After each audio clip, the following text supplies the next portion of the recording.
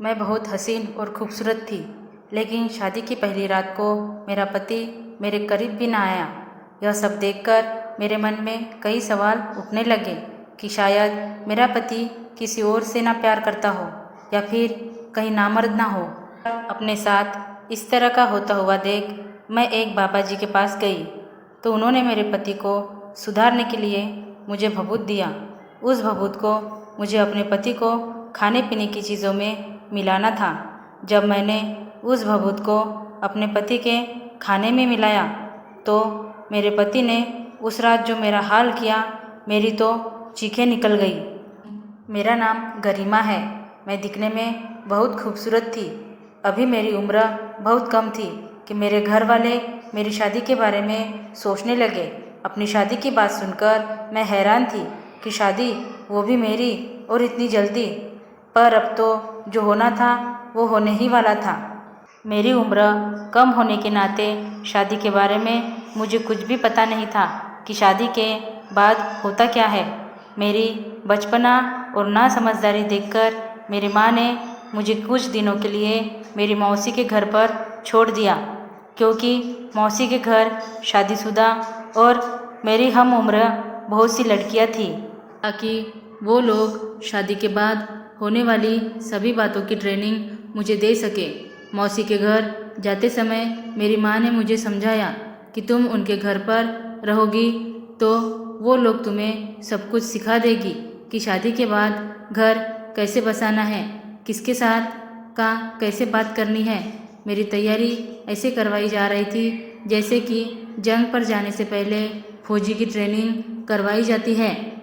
मौसी के घर मेरे दिन बहुत अच्छे गुजर रहे थे, क्योंकि वहाँ पर मेरी हम उम्र सारी लड़कियाँ थी। शादी से पहले मुझे बहुत कुछ सिखाया गया और कुछ दिन बाद मेरी शादी करवा दी गई और मैं दुल्हन बनकर अपने ससुराल आ गई।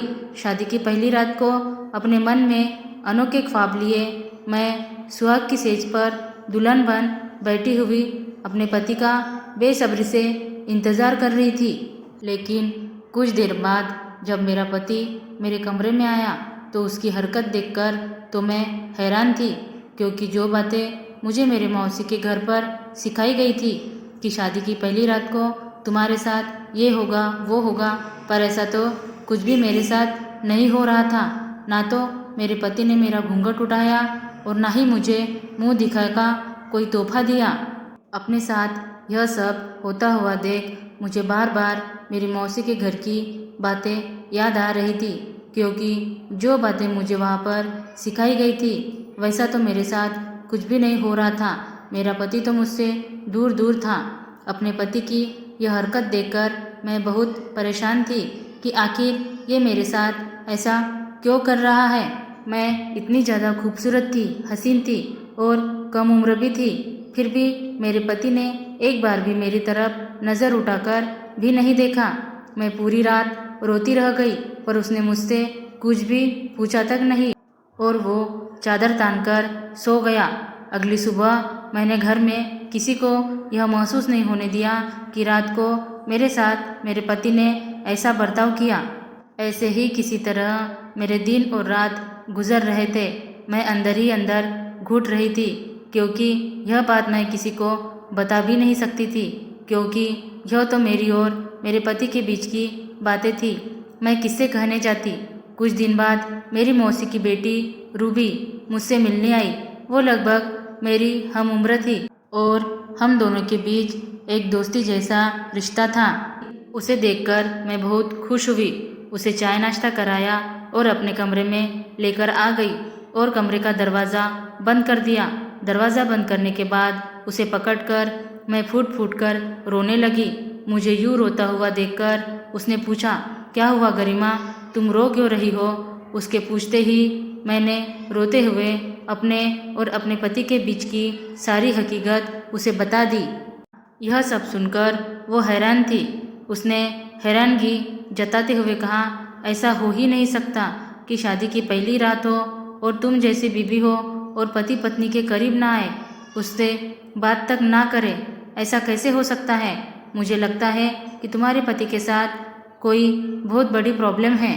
मैंने घबराकर पूछा, कैसी प्रॉब्लम? उसने कहा, या तो वह किसी और के प्यार में पागल है या तो उसे किसी ने कुछ करवा दिया है कि वह तुम्हारे करीब भी ना आए। पर तुम घबराओ ना, इसका इलाज है। मैंने फिर एक बार घबराकर पूछा, कैसा इलाज और कहाँ पर? रूबी ने बताया कि उसके गांव में एक बाबा जी है। वो इस तरह के लोगों का बहुत अच्छा इलाज करते। अगर तुम कोई बहाना बनाकर मेरे घर पर आ जाओ तो हम उस बाबा जी के पास तुम्हें लेकर चलेंगे। मैंने कहा, ठीक है। रूबी यह सब बताकर और मुझे समझा बुझाकर अपने घर चली गई। एक दिन मैंने अपनी सास को कहा, माँ जी, मुझे कुछ दिनों के लिए मायके भेज दीजिए, मेरा मन बहल जाएगा। उन्होंने मेरे इस बात को इनकार नहीं किया। कहा, ठीक है, अगर तुम जाना चाहती हो तो चली जाओ। मुझे पता था कि मेरे पति तो मुझे ले नहीं जाएंगे, इसलिए मैंने अपने भाई को बुलवा लिया। मेरा भाई मुझे लेने आ गया। जब हम कुछ दूर पर गए, मैंने अपने भाई से कहा, भाई, मुझे घर पर नहीं जाना, मैं घर पर किसी और दिन आ जाऊंगी। तुम मुझे मौसी के घर छोड़ दो, मुझे वहाँ पर कुछ काम है। और यह बात माँ को बता देना, पर किसी और को मत बताना। और 1-2 दिन बाद मैं जब फ़ोन करूँगी तो मुझे मेरे ससुराल पहुँचा देना। मेरे इस बात पर भाई ने मुझसे ज़्यादा सवाल जवाब नहीं किया, क्योंकि शादी के पहले मैं अक्सर मौसी के घर जाया करती थी। इसलिए उसे लगा कि शायद कुछ काम होगा और बिना वजह पूछे वह मुझे मौसी के घर पर छोड़ दिया और वापस घर चला गया। रूबी ने आकर मौसी को सारी बातें बता दी थी। अगले दिन मौसी मुझे उस बाबा जी के पास लेकर गई। मैंने बाबा जी से अपनी सारी परेशानी बताई। बाबा जी ने कहा, तुम निराश ना हो, तुम्हारा पति ठीक हो जाएगा, बस तुम्हें कुछ उपाय करने होंगे। हाथ जोड़ते हुए मैंने कहा, बाबा जी, आप जो कहेंगे मैं वो करने को तैयार हूँ, क्योंकि मैं बहुत परेशान हूँ। बाबा जी ने कुछ मंत्र फूंककर मुझे भभूत दिए और कहा, यह भभूत तुम अपने पति के खाने पीने की किसी भी चीज़ में मिलाकर खिला देना। धीरे धीरे करके तुम्हारे पति में सुधार आ जाएगा। मैंने उस बाबा जी का बहुत शुक्रिया अदा किया और उस दिन मैं मौसी के घर पर आ गई। 1-2 दिन मैं मौसी के घर पर रही और उसके बाद मैंने अपने भाई को फ़ोन करके बुला लिया। भाई आया और मुझे मेरे ससुराल छोड़ दिया। बाबा जी का दिया हुआ भभूत मैं अपने पति को उसी दिन से देने लगी। 1 से 2 दिन मैंने उस भभूत को अपने पति के खाने पीने की चीज़ों में मिलाकर खिलाया, पर मेरे पति के व्यवहार विचार में कोई असर नहीं हुआ। यह सब सोचकर मैं थोड़ी परेशान थी, पर अचानक मेरे साथ कुछ ऐसा चमत्कार हुआ कि मैं तो हैरान थी। एक दिन मेरा पति मेरे पास आया और मेरे हाथों को पकड़ते हुए कहने लगा, गरिमा, अगले हफ्ते हम दोनों किसी और घर में शिफ्ट हो जाएंगे।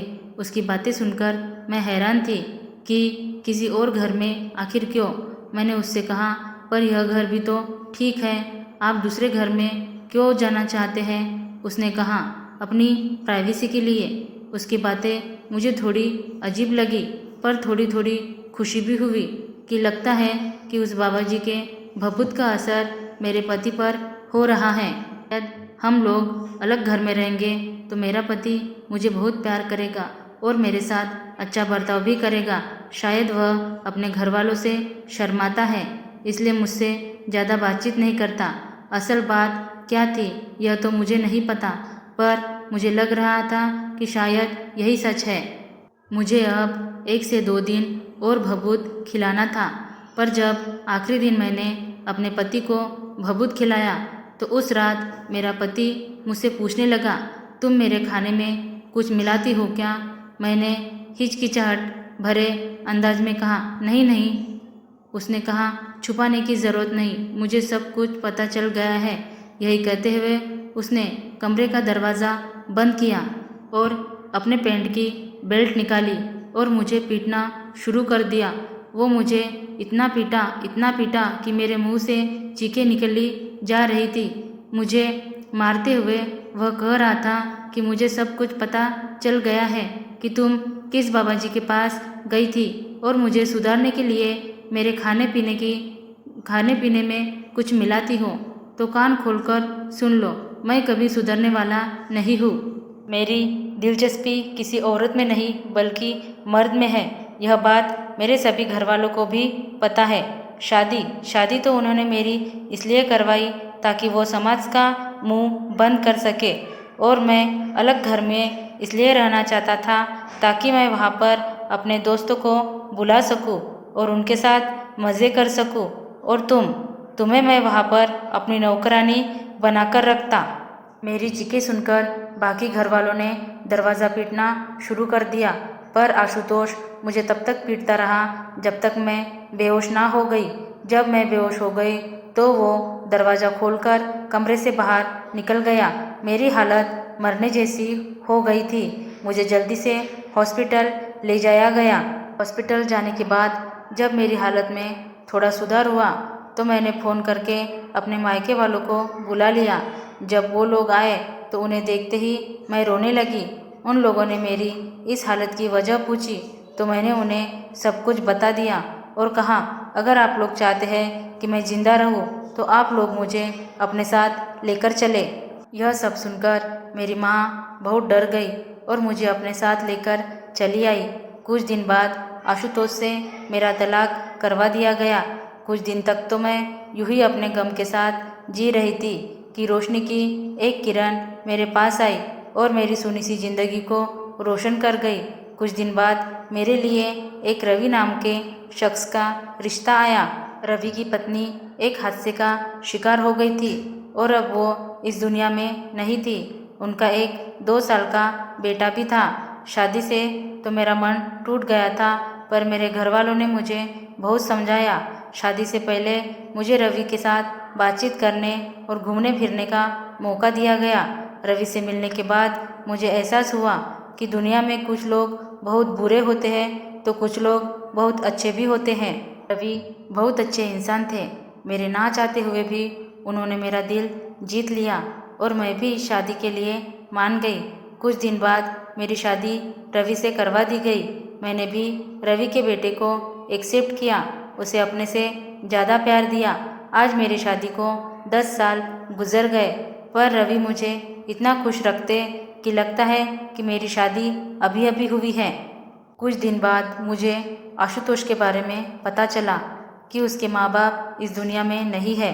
आशुतोष दिमागी रूप से पागल हो गया है। उसके भाई बहनों ने उसे पागल खाना में भिजवा दिया है। उसकी तबीयत बहुत ज़्यादा खराब रहती है। वह जिंदगी और मौत से लड़ रहा है। आशुतोष ने मुझे बहुत दुख दिया। उसकी हालत के बारे में सुनकर मुझे एहसास हो गया कि उसके किए की सज़ा उसे मिल गई। धन्यवाद दोस्तों। Thanks for watching. Like, share, subscribe.